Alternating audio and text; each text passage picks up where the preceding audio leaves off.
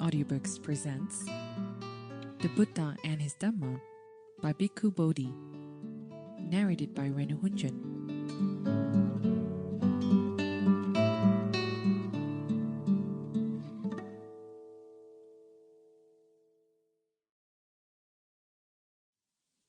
Buddhism originated with an Indian prince known as the Buddha, who taught in northeast India in the 5th century BC.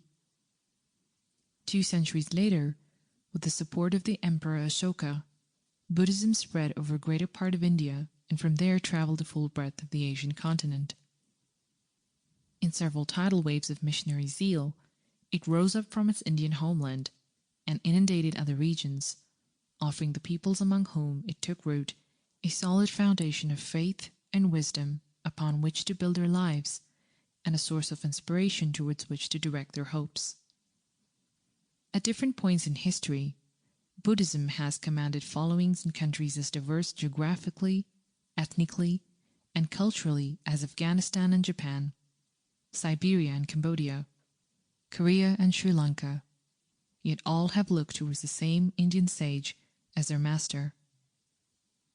Though for historical reasons, Buddhism eventually disappeared from India by about the 12th century, before it vanished, it had profoundly transformed Hinduism. In our own time, Indian thinkers as different as Swami Vivekananda, Tagore, Gandhi, and Nehru have looked upon the Buddha as a model.